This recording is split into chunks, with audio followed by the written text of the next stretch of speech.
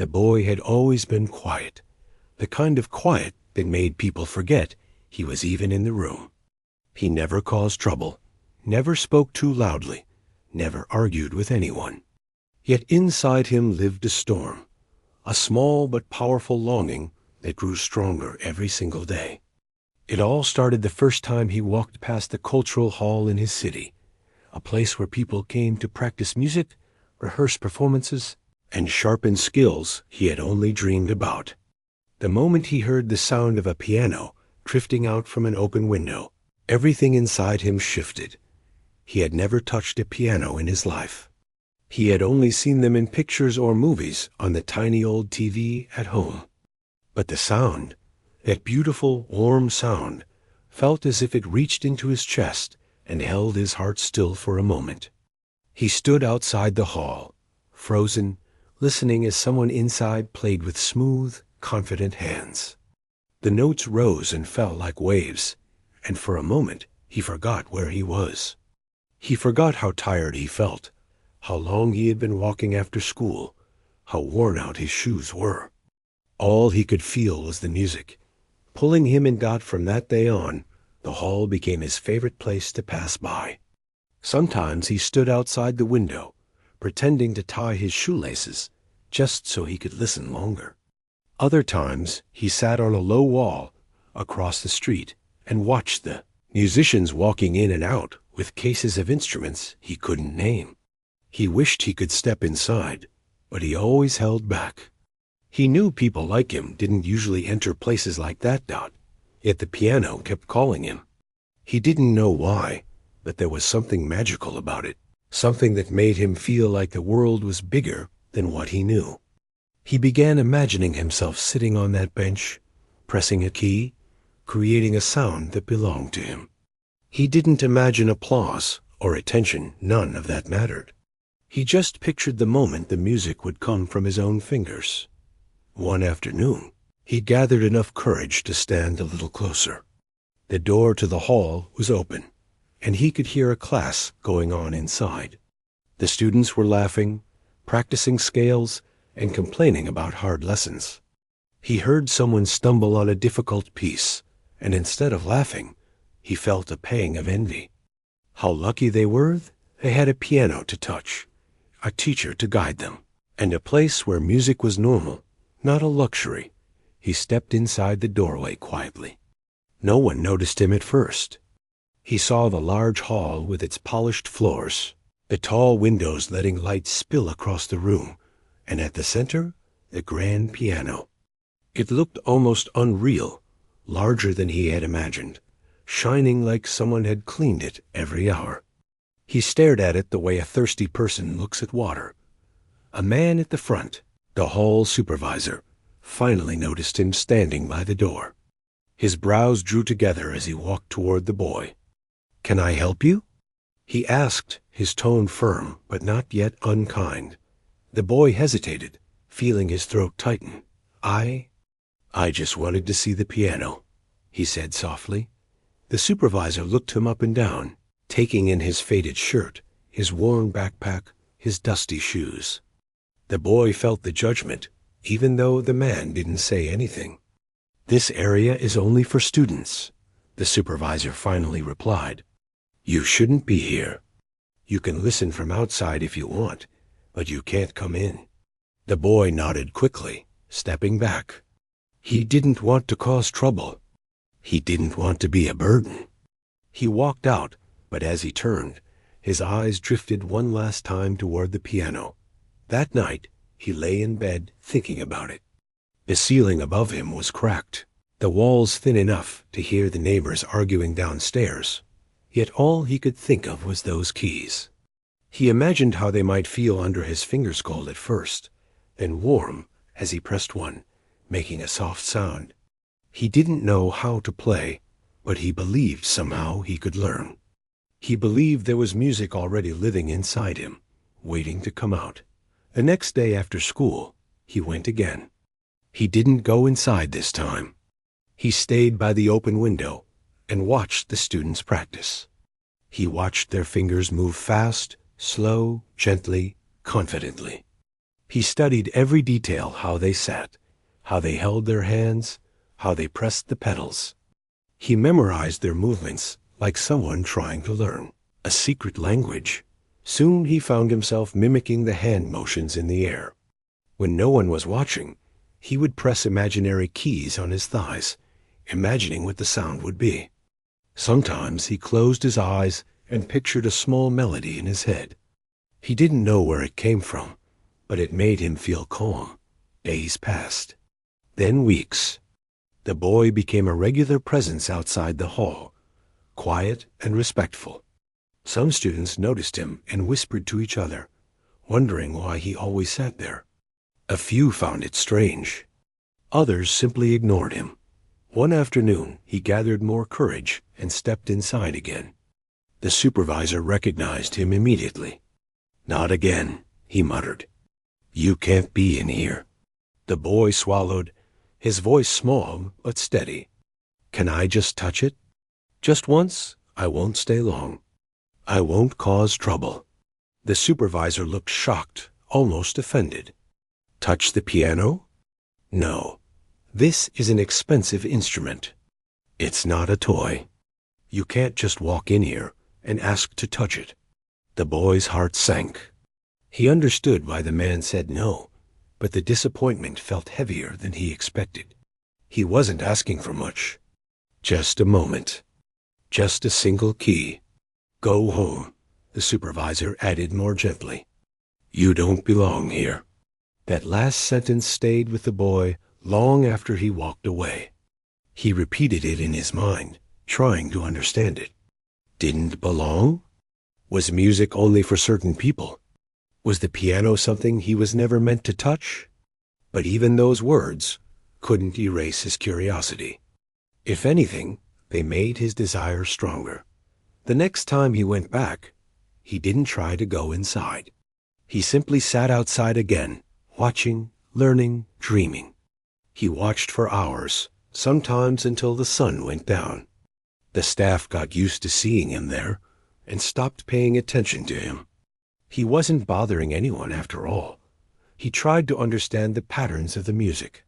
He listened to the way different players interpreted the same piece. He watched one student close her eyes while playing, as if the music came from her soul. And he wondered how it must feel to create something so beautiful. Sometimes he felt frustrated, wishing he could try it himself. But frustration didn't stop him. It only made him more determined. If they wouldn't let him touch the piano now, then he would prepare himself so that one day, when he finally got the chance, he wouldn't waste it. He began tapping out rhythms on his school desk, humming simple tunes he made up. His classmates teased him for being strange, but he ignored them. He continued practicing invisible keys wherever he was, on the bus, in line at the store, even while waiting for dinner. It became almost natural to him, and still, every afternoon, he returned to the hall. Little did he know that the moment he had been waiting for, the moment that would change everything, was getting closer with every quiet step he took outside that window. The boy returned to the cultural hall the next day, and the day after that, just like he always did. But now something inside him felt a little heavier. The supervisor's words kept echoing in his mind, reminding him of the wall that stood between him and the piano. Still, he didn't let it break him. He told himself that if he couldn't play the piano, he could at least keep learning from a distance. Watching others had become the closest thing he had to a lesson. That afternoon, he settled into his usual spot near the open window. A soft breeze carried the sound of the latest student practicing inside. The player struggled at first, stopping and restarting the same few lines. The boy listened closely, trying to understand why the student stumbled, trying to hear what was missing. He could sense the difference between when someone played with feeling and when someone only followed the notes. This student sounded distracted, unsure, almost tired. As he listened, he couldn't help imagining what he would do if he were sitting in that chair instead. The boy lifted his hands and pretended to press the invisible keys again. His fingers moved slowly at first, then faster, then softer, like the melody was flowing through him, even though no real sound came out. But in his mind, the music was clear. A small group of students walked outside during a short break. They noticed him sitting there, moving his fingers like a pianist, and began whispering to each other. Their voices weren't loud, but loud enough for him to hear. Look, he's doing that again. Does he even know what a piano feels like? Maybe he thinks he's some kind of prodigy. They laughed as they passed by him. He kept his eyes down. Their words weren't new to him. People often didn't understand what they didn't see. To them, he was just a boy with no training, no access, no chance. But the boy didn't argue. He wasn't here to prove anything to them. He was here because the piano called to him in a way nothing else ever had. Once the break was over, he continued watching the next lesson through the window. Today's class was filled with fast pieces, and the students looked frustrated. The instructor clapped his hands sharply and told them to focus, but the notes kept tumbling out uneven and messy. The boy couldn't explain it, but he could feel what was wrong each time someone played. He knew when they were rushing, when they pressed too hard, or when they hesitated too much. It was as if he understood the language of music, even without touching the instrument. The boy stayed until the sun began to lower. The shadows stretched across the street as he finally headed home. The evening air was warm, but his thoughts felt restless. He lay in bed that night and stared at the ceiling again, thinking about the piano more intensely than ever. He imagined the students inside the hall getting lessons, getting guidance, getting second chances, even when they failed.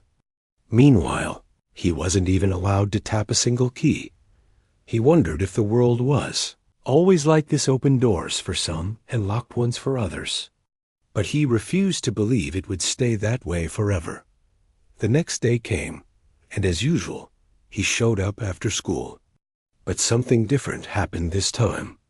As he approached the hall, he saw a few students standing outside, staring at him. They weren't laughing this time. Instead, they looked curious, almost questioning. One of them asked, "Why do you always sit here?" His voice wasn't rude, just confused. The boy hesitated, unsure if he should answer. But then he said simply, "I like the piano. I want to learn." The student blinked, taken aback. "But you don't even come inside." "I'm not allowed to," the boy said quietly. Another student, a girl holding sheet music, tilted her head. "Have you ever played before?" He shook his head.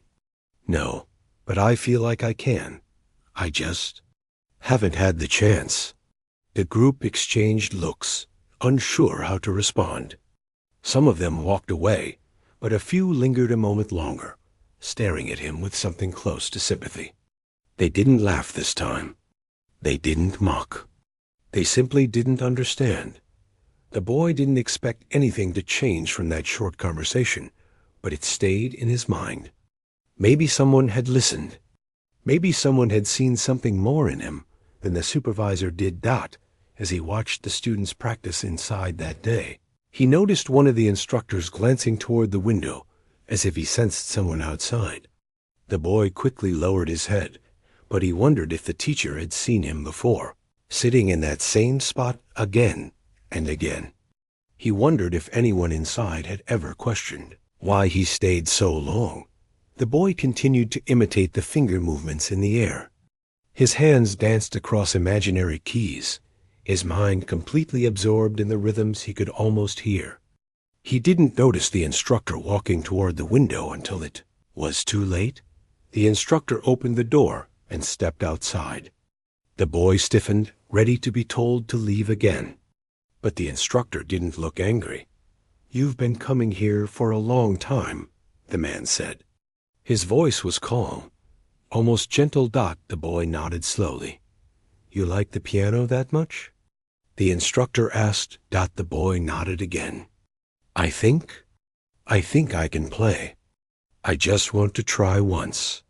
The instructor studied him for a moment, not with judgment, but with curiosity. For a second, it looked like he might say yes. But just as quickly, his expression changed. His eyes drifted toward the entrance where the supervisor stood, watching. The instructor sighed. "It's not my decision," he said regretfully. "I can't allow you to play without permission." The boy felt a tiny spark of hope fade again. He swallowed and lowered his gaze. "I understand." The instructor hesitated one more time and added softly, "Keep listening. Listening is also learning." Then he walked back inside. The boy sat there, repeating the man's words in his head. Listening is also learning. He knew that was true. He had learned so much just from watching, just from observing the smallest movements. But a part of him still ached for the real feeling of touching the keys. That week, something shifted inside the hall. More students began glancing toward the window during their lessons, as if they had become aware of the quiet boy who always sat there. Some looked annoyed, others curious, but a few looked impressed, especially when they saw how he moved his hands along with the pieces they played. One day, a student said loudly enough for everyone to hear, "If he thinks he can play, let him try." The supervisor immediately shushed him. "Don't encourage things like that." But now others had noticed. The rumors began spreading among the students. They whispered things like, "He watches every single day. He knows the pieces better than some of us. I saw him copying the finger movements. He's really good at it." Some students laughed at the idea. Some ignored it. But some began to believe there was something different about the boy. The boy didn't know any of this. He only knew that he wasn't allowed to touch the piano, no matter how much he begged. Every time he gathered the courage to ask again, the supervisor shut him down before he could finish a sentence. Still, the boy didn't stop coming. He didn't stop listening. He didn't stop imagining. He refused to let the door stay closed forever. A small part of him believed that the world had moments, rare, unexpected moments, when everything could change in the blink of an eye. He didn't know when his moment would come, but he believed it was out there, waiting for him.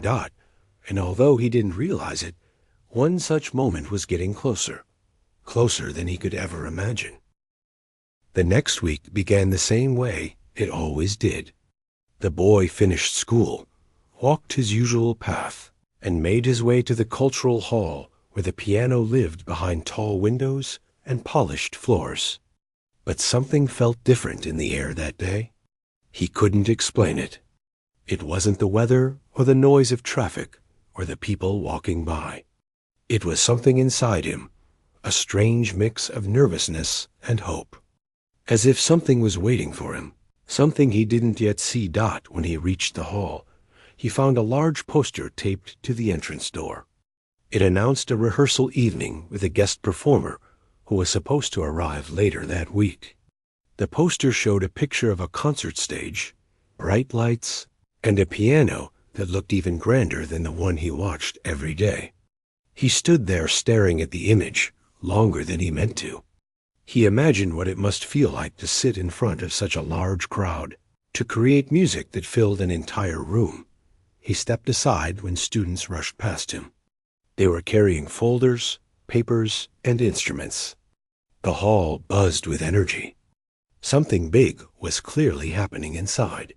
He stayed near the window, watching more closely than usual. Inside, the instructors hurried around arranging chairs and adjusting stands.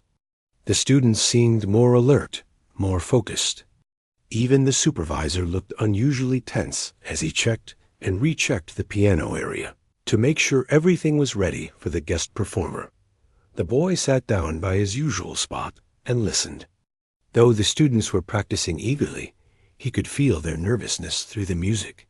Notes sounded sharper, faster, less relaxed than before. The melodies were full of mistakes that came from pressure rather than lack of skill. He watched as one student's hands shook slightly each time she pressed a key. The boy felt a tug in his chest. Part of him wished he could go inside and help somehow, even though he had never touched a piano. He wanted to tell the students to slow down, to breathe, to feel the music instead of racing through it. But of course, he couldn't do that. He wasn't part of this world. He wasn't a student. He wasn't even allowed inside. He remained seated outside until the class took a break. Some of the students walked out, talking quickly among themselves. "He's coming earlier than planned," one of them said. "Who?" Another asked. "The guest performer. They said he might stop by today instead of Thursday." The group froze for a second, and then burst into even more hurried movement. "We're not ready. We are so not ready. What if he hears us playing like this?" The boy watched them with a strange feeling. He thought they were lucky to even have a chance to be heard by someone famous. But he also understood the fear of being judged, of wanting to prove something, but not knowing if you could. He stayed longer than usual that day, just in case something interesting happened. He didn't know what he was hoping for. Maybe just another chance to listen. Maybe something more. As the sun lowered slightly, the boy noticed the sky begin to darken with thick clouds. A storm was coming. The wind grew colder, and people started rushing inside buildings to avoid the rain. Still, he didn't move. He didn't want to miss anything. Then everything changed in just a few minutes. The rain came down fast, pounding the ground like small pebbles. The boy scrambled to stand under a narrow ledge to stay dry, while he continued peeking inside the hall. Through the glass, he saw the students suddenly rush into action. They were adjusting everything: chairs, lights, even the piano bench. The supervisor barked out instructions, louder and more stressed than usual. And then, through the heavy rain, the boy saw a car pull up in front of the hall. A tall figure stepped out, holding a dark umbrella. The students inside froze, as if someone had pressed a pause button on them. The boy didn't recognize the man, but he could tell from the way the others reacted that he wasn't just anyone. The guest performer had arrived. The man shook off the raindrops and walked briskly toward the entrance. As he stepped inside, the entire hall seemed to inhale at once. Some students stood straighter. Others looked away nervously. Even the instructors looked alert. From the window, the boy watched as the man greeted the supervisor, who quickly explained something. The guest performer nodded, his eyes scanning the room, observing everything with quiet seriousness. The boy felt excitement bubbling in him. He had never seen a real performer up close, even from outside a window. He wished he could hear what the man was saying. He wished he could hear the music being discussed, the advice being given. Minutes passed. The guest performer walked near the piano, testing a few keys gently. The boy felt a strange ache watching him. He imagined what that must feel like, the softness of the keys, the vibration of sound under your fingertips. Something inside the hall suddenly shifted. The supervisors and instructors hurried to prepare the space for a brief demonstration. The students gathered around the piano like a nervous circle. They looked ready to listen more than they were ready to perform. The rain got heavier, pouring down like a giant curtain around the hall. The world outside grew darker, and the lights inside shone brighter. The boy pulled his arms close to stay warm as he continued watching. And then it happened. One of the assistants forgot to lock the side room door near the piano. It was the door usually kept closed so that no one, especially not someone unauthorized, could walk near the instrument. Today, in the rush and chaos, the lock hung loosely. The boy didn't notice at first. But a strong gust of wind pushed the half-open door wider. The boy's eyes widened when he realized it led straight inside. He didn't move yet. He wasn't the type to sneak in. That wasn't in him. But the door standing open felt like a sign, like something unusual was happening for a reason. He didn't want to get in trouble. He didn't want to disrespect anyone. So instead of walking through the open door, he walked toward the main entrance. He approached slowly, cautiously, and stood by the door where the supervisor could see him. The supervisor noticed him instantly, and his irritation rose at once. "What are you doing here?" The supervisor snapped over the sound of the rain. The boy swallowed. "Can I come in for a moment? I just want to watch from inside. Just today, please." "We're busy," the supervisor replied sharply. "Go home." But the boy didn't move this time. His voice trembled, but stayed steady. "Please, I won't touch anything. I won't bother anyone. I just want to stand in the corner." The supervisor's eyes narrowed. "I said no." The boy dropped his gaze. For a moment, the fight inside him faded. He turned slightly, ready to leave. Then the guest performer spoke. "Who is that boy?" His voice was calm but curious. The supervisor stiffened. "No one, sir. Just someone who hangs around outside. He's harmless, but not allowed inside." The man studied the boy through the glass. The boy felt his heart hammering and didn't know why. The guest performer didn't say anything more. He simply looked at the supervisor as if asking silently for an explanation. The supervisor quickly added, "He has no training, sir. He just watches from outside." "He's not one of our students." The guest performer nodded slightly, then said, "So what is the harm if he stands inside for a moment?"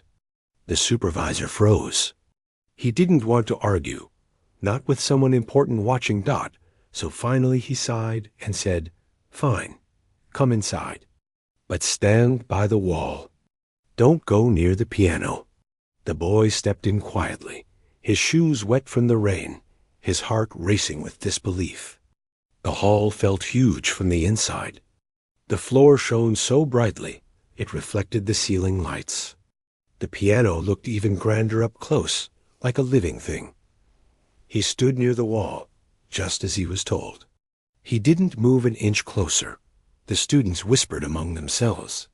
Surprised to finally see the boy inside the hall instead of outside the window, the instructor asked students to prepare for a small rehearsal in front of the guest performer. The boy watched closely, feeling the tension in the room.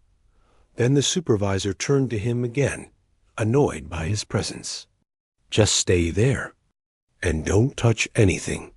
The boy nodded quickly, but as the rehearsal began, one student playing the opening notes faltered badly, and the guest performer raised a hand to stop them.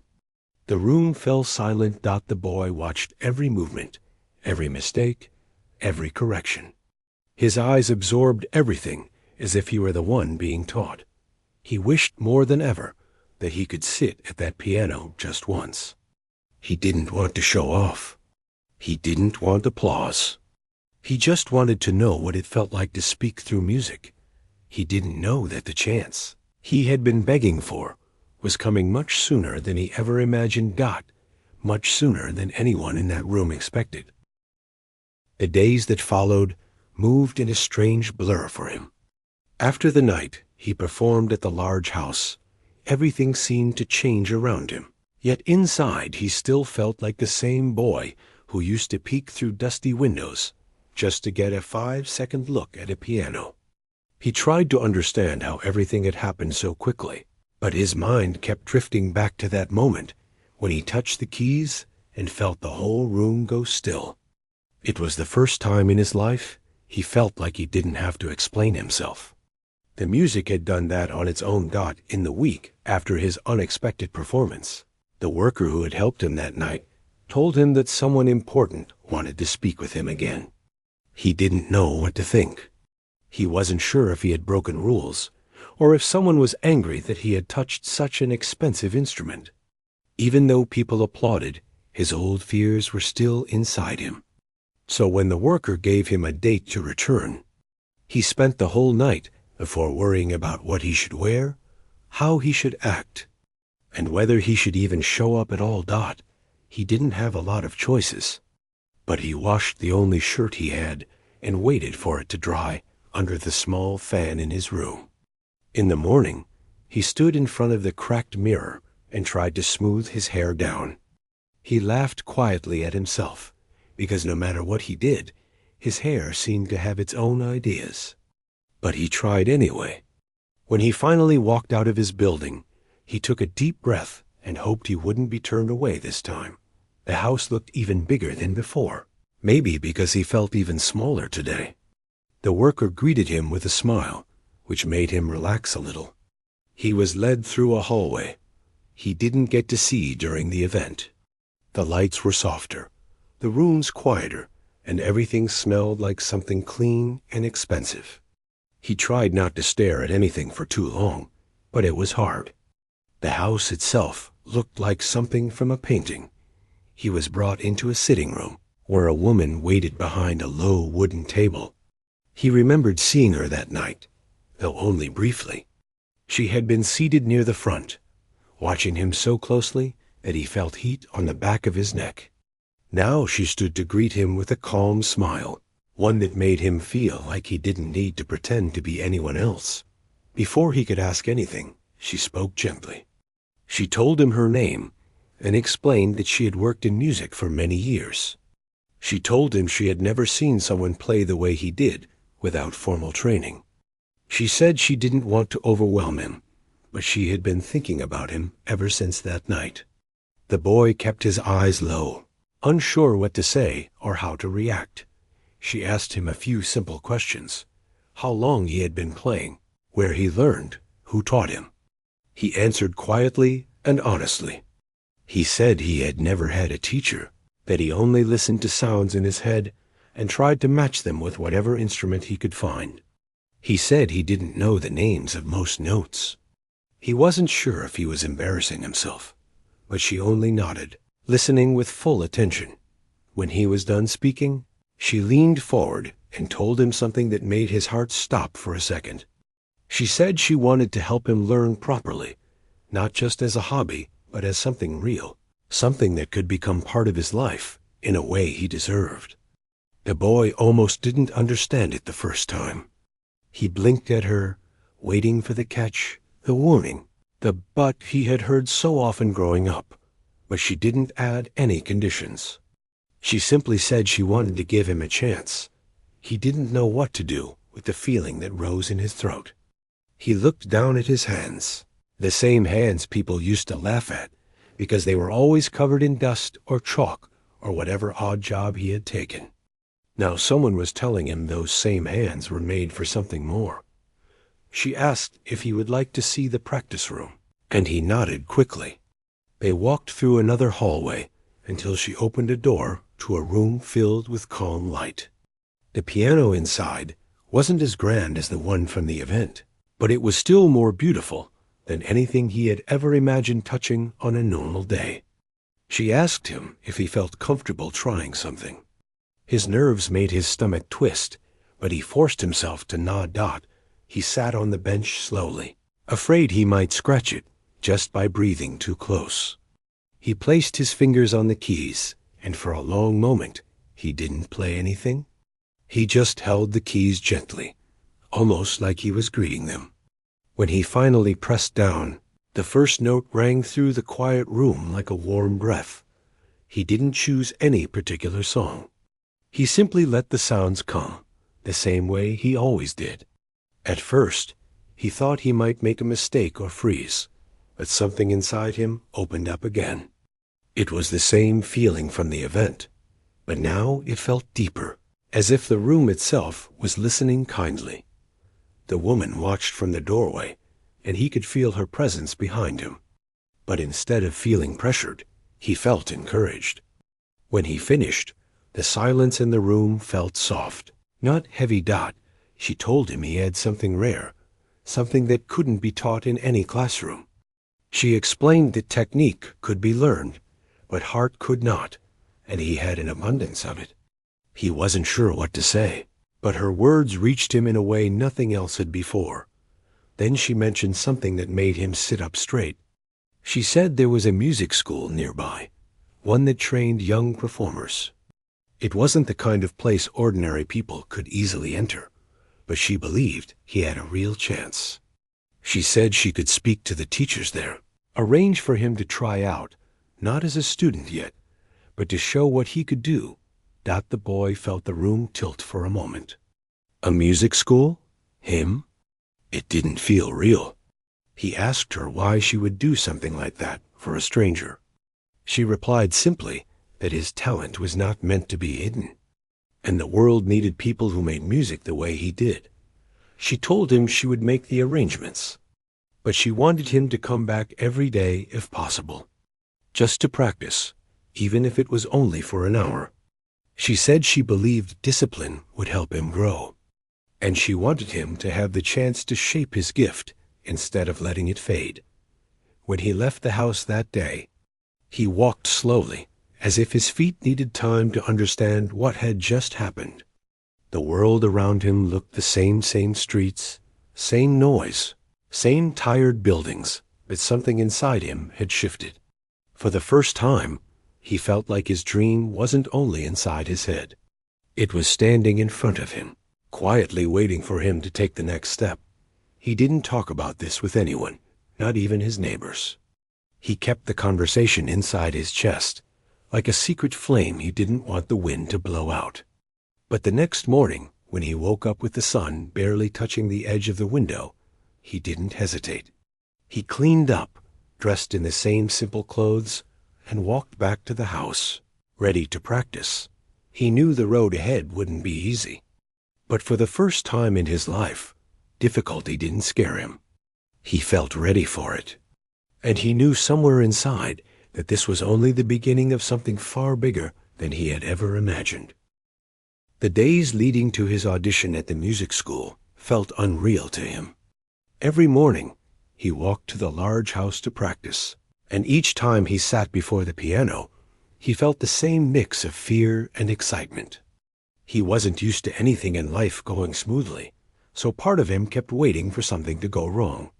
But every day, the woman encouraged him, corrected his hand position gently, and told him stories about young musicians who had once been unsure of themselves too. Her voice had a calm way of settling his nerves. Even with her support, he felt the weight of the upcoming audition more than anything he had ever faced. He had played in front of strangers before, but never in front of judges, and never in a place where the walls themselves seemed to hold years of talent. Some nights, he lay awake thinking about what would happen if he froze in front of them. What if he made a mistake? What if they said he wasn't good enough? But each time he thought about giving up, he remembered that night at the event, the moment he touched the keys and made a room full of doubters go silent.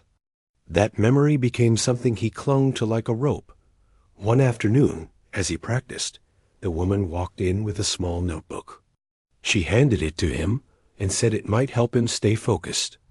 Inside were pages filled with simple musical exercises, written in her neat handwriting. He turned the pages slowly, feeling touched in a way he couldn't express. No one had ever prepared something like this for him before. It felt strange to hold something made just for him, something that said he mattered enough for someone to spend time on. She sat near him and asked if he knew what he wanted to play for his audition. He shook his head. He had always played whatever came to his mind. But she told him that the school usually asked for one prepared piece and one improvised section. She gently suggested a few ideas, simple pieces he could learn quickly and add his own expression to. He listened carefully, nodding, though a part of him wondered if he would ever understand music the way trained students did. For the next few days, he practiced one of the pieces she recommended. It wasn't easy for him to follow written notes, but she guided him with patience, helping him understand patterns instead of rules. She told him music wasn't just about perfection. It was about honesty. And honesty was something he had plenty of. As the audition day approached, he began to feel the world around him tighten. The streets seemed louder. The walk to the house felt longer. The worry inside him felt heavier. But he never skipped a day. He practiced until his fingers ached, then continued a little more because he didn't want fear to win. On the morning of the audition, he dressed in his cleanest clothes again. The woman greeted him at the door with a reassuring smile. though he noticed a softness in her eyes, as if she understood exactly how overwhelmed he felt. She offered to walk with him to the school, and he accepted, grateful for her presence. The music school looked even more intimidating up close. It was bigger than most buildings he had ever entered, with tall windows and a gate that made him feel like he was stepping into a different world. Students were walking in and out, carrying instruments in polished cases, wearing clothes that looked neat and proper. He felt small among them, and for a moment, doubt clawed at him again. The woman placed a hand on his shoulder and told him that talent didn't come with a uniform. She said every great artist began as a beginner, even the ones who now seemed confident. He took a deep breath and followed her inside. They led him to a waiting area where other students were seated. Some practiced quietly. Some whispered to each other.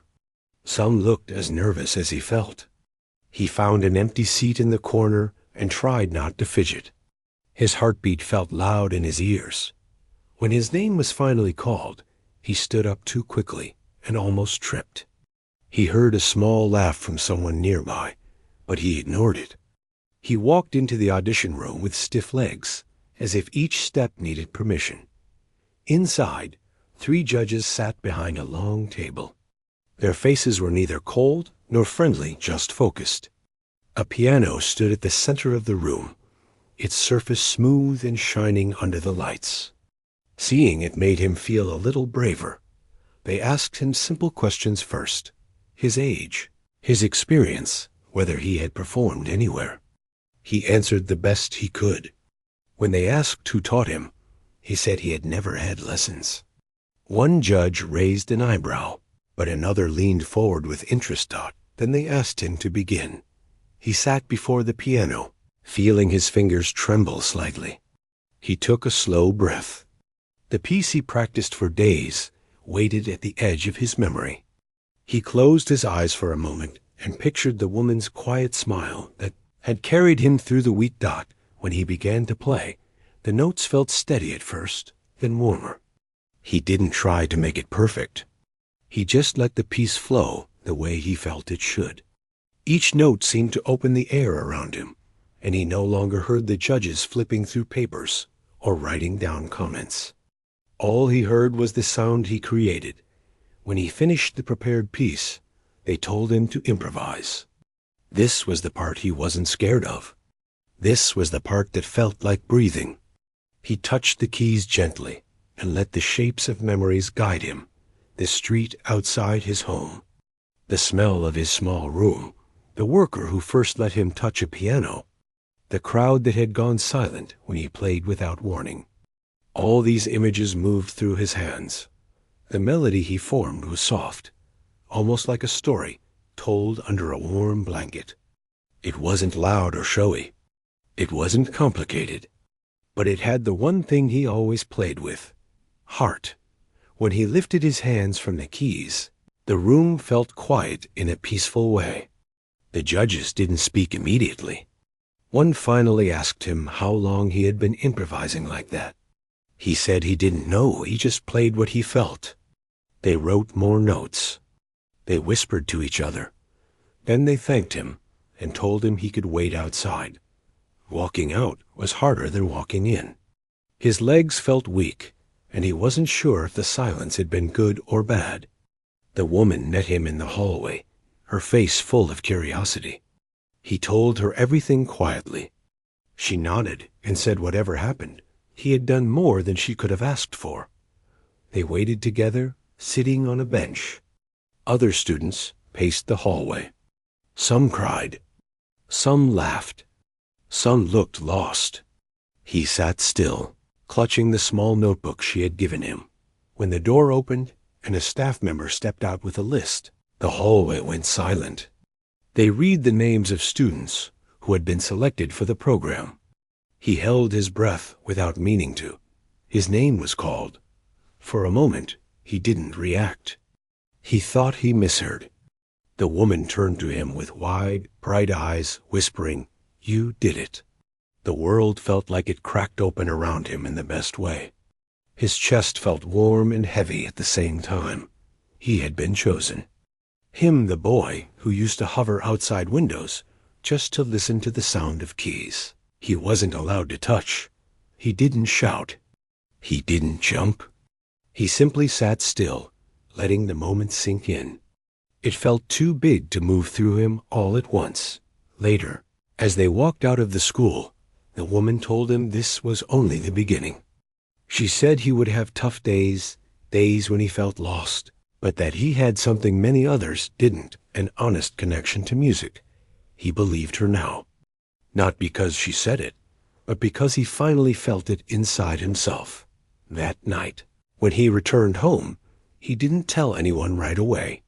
He sat on the edge of his bed and let everything wash over him slowly. He thought about the boy he used to be, the one who begged for a chance to touch a piano, the one people refused to believe in. And he thought about the moment his fingers touched the keys for the first time in front of people who doubted him, and how that simple act changed everything. He didn't know what the future held, but he knew one thing clearly.